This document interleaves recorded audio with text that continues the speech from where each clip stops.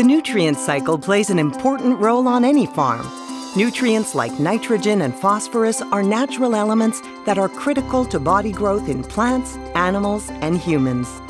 You can't export those nutrients and provide those nutrients to consumers without replacing them back in the field. Otherwise, the plants stop growing. So replacing nutrients either with synthetic fertilizers or livestock manures is an essential part of any food system. It's critical that all nutrients be sustainably managed because we don't want to have the nutrients enter water courses and that sort of thing because there is a risk of pollution, and especially in Manitoba, Lake Winnipeg is experiencing significant issues with phosphorus pollution. We see about 1/3 of those phosphorus loadings coming from agriculture in general, 1/3 coming from the natural background levels. Even natural grassland has phosphorus in its runoff, and about 1/3 probably coming from municipal wastewater. So there's a lot of different sources of phosphorus that are contributing to water quality problems in Lake Winnipeg. And if we just pick on one of those sources, we're not going to solve the problem. It's a broad problem caused by a lot of small sources. There's no one dominant source. To mitigate nutrient runoff into waterways, the Manitoba livestock sector has invested over $3.7 million into more than 33 different research projects on manure nutrient management and crop utilization. These studies have helped inform laws and land use regulations that maximize the benefits and minimize the risk associated with application and recycling of livestock manure nutrients on agricultural soils. The regulations in Manitoba are as strong as anywhere in the world. We can say quite confidently that through the regulations and through the awareness of the industry, this whole issue is really top of mind for everyone. And because of that, the risk to surface or groundwater pollution is really extremely low in Manitoba. Experts at the University of Manitoba have studied phosphorus balances across the province. We looked at the budgets for fertilizer, and we had some information on what was being bought in terms of fertilizer, different levels of different nutrients. So we looked at the total flow of nutrients in from seed, from fertilizer, from animal excretion. That was the flow in of phosphorus. Then we looked at the flow out of the RMs in crops and livestock that had phosphorus in them. 15 RMs were in a deficit. 3 were in a significant surplus. So on whole, Manitoba was in a deficit. The phosphorus budget map helps government and the livestock sector make informed decisions with regards to land use policy. Dr. Don Flayton has led a long-term study on manure nutrients at the University of Manitoba's Glenlee Research Farm. One of the challenges of manure is that it has variable nutrient composition, and the balance of nitrogen and phosphorus, for example, can vary from one type of manure to another type of manure. So the variability of nutrient composition in manure is a bit of a challenge to deal with. We used our standard formulas to predict the supply of nitrogen to a crop, and we would put on for an 8-year period liquid pig manure, solid dairy manure, and solid pig manure at these formula-based rates, and we wanted to see how that nutrient was supplied to the crop. Well, the nitrogen supply that was coming out of the solid manures turned out to be much lower than we forecast with our formulas, and so we've realized that when we've got nitrogen, for example, in these organic forms, in solid manure, it just takes a lot longer than we predicted to get that nitrogen going and available to crops. While less nitrogen is available in the early years following manure application, this long-term study found that the availability of manure organic nitrogen may increase rather than decrease with time. Additional study has focused on improving forage productivity through the application of hog manure. We did a very practical field study near La Broquerie, and we were looking at liquid pig manure applications onto forage land and trying to see if there was any risk in terms of groundwater contamination, which there wasn't. I think we learned some things about the sustainability of forage systems and came to the conclusion that pasture-based systems weren't going to be as sustainable for manure management as a hay system where you're mechanically harvesting those nutrients in larger amounts.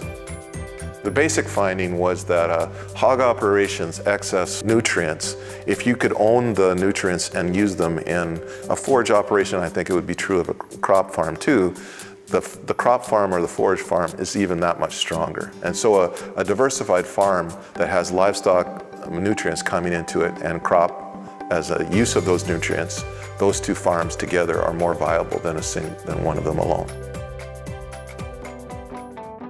At a farm level, livestock and crop producers work closely with professional agrologists to develop manure application and manure management plans as required by Manitoba manure and nutrient regulations.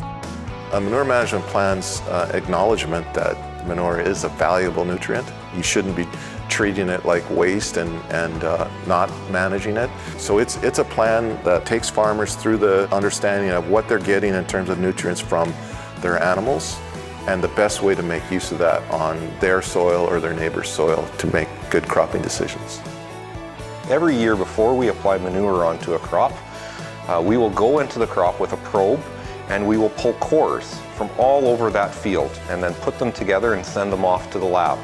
The lab will then run an analysis of that soil and spit back a report that tells us exactly how much nitrate is in the soil, how much phosphorus is in the soil, so that we can determine how many additional nutrients are required to grow the desired crop.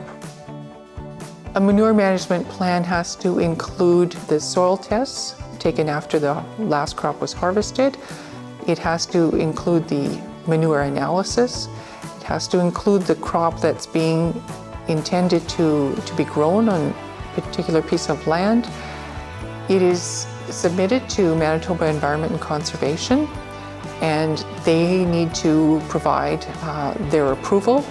Precision agriculture technologies and the adoption of 4R nutrient management practices are also helping the agricultural sector manage nutrient resources more sustainably.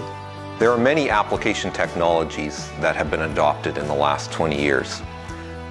One piece is GPS mapping and auto-steer technology, where we use GPS satellites to direct how that tractor drives to ensure that we don't have misses or skips in a field in terms of our application. The mapping technology, or GPS mapping, in ensuring that we cover the whole field and what rates we put across that entire field. 85% of the manure in Manitoba is injected or immediately incorporated through the use of precision technology. This helps Manitoba farmers meet strict rules for where and when they can apply manure. Regulations do not allow application within minimum setback distances from waterways, wells, or residences. Nor can manure be applied to frozen soils. As a farmer, I always consider the environmental impacts of the decisions that we're making. Whether long-term or short-term, how we are stewards of the environment around us is absolutely crucial. Our goal is to achieve a rich, biodiverse, and microorganism active, healthy soil. And we take the responsibilities very seriously, but it impacts on us first and most directly. One of the key benefits of working with livestock manure compared to synthetic fertilizer is that you get organic material. In that manure, there's some organic matter that can improve physical properties of soil, like the tilth of the soil, how it breaks up. The way that water can infiltrate into that soil might be improved. Those physical benefits in terms of aeration and water infiltration are a side effect of that organic material that's in manure, and you don't get that same benefit out of synthetic fertilizer. And I think back over my 4 decades of hog farming and things that have, I would say, improved, and we've been able to become much more precise in everything from not only the soil test, the analysis of our soil samples, but also the analysis of the manure samples.